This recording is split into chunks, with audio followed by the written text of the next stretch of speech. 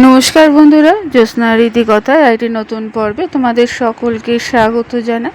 বন্ধুরা, আজকের পর্বে তোমরা জানতে পারবে 1431 বঙ্গাব্দের সর্বশেষ মাস চৈত্র মাসে বাসন্তী পুজো কত তারিখে পালন করা হবে তার পূর্ণাঙ্গ সময়সূচি, এবং এর পাশাপাশি আরেকটি তথ্য জানবে যে এইবার বাসন্তী পুজোয় দেবী দুর্গা কিসে আসছেন এবং কিসে গমন করবে।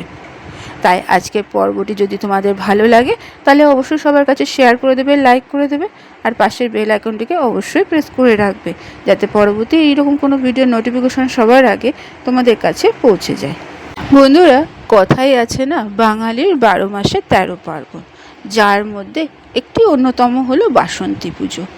অনেকে আবার এটিকে বাসন্তী দুর্গা পুজো বলে থাকে বন্ধুরা। অনেকে আবার বসন্তকালে দুর্গাপুজো হয় বলে একে বাসন্তী পুজো বলে থাকে। কিন্তু শাস্ত্রে বলা আছে প্রাচীনকালে শারদীয় দুর্গাপুজো রামের দ্বারা দেবী দুর্গার অকাল বোধনের আগে বসন্তকালে চৈত্র মাসে দেবী দুর্গার আরাধনা প্রচলিত ছিল। প্রাচীনকাল থেকেই পশ্চিমবঙ্গ বলো, আসাম বলো, ত্রিপুরা বলো, এরকম বিভিন্ন দেশে চৈত্র মাসে দুর্গাপুজোর প্রচলন ছিল। এখন পশ্চিমবঙ্গে বিভিন্ন জায়গায় বাসন্তী পুজো বা বাসন্তী দুর্গাপুজো করা হয় মুষ্টিমেয় কয়েকটি জায়গায়, এবং প্রতি বছর দেখতে না দেখতেই এই পুজোর চল আরও বেড়ে যাচ্ছে।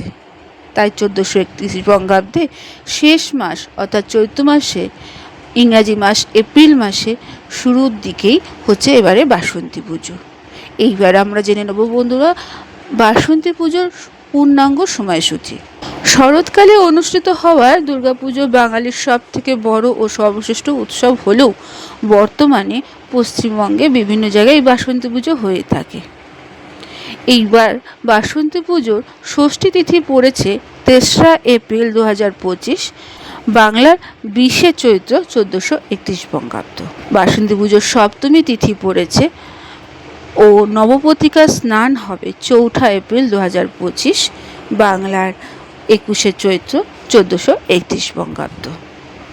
এবং বাসন্তী পুজোর অষ্টমী ও সন্ধি পুজো পড়েছে 5ই এপ্রিল 2025, বাংলার 22শে চৈত্র 1431 বঙ্গাব্দ।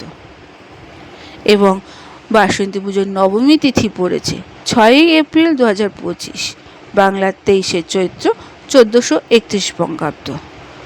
এবং সর্বশেষ দশমী তিথি এবং বিসর্জন হবে 7ই এপ্রিল 2025, বাংলার 24শে চৈত্র 1431 বঙ্গাব্দ।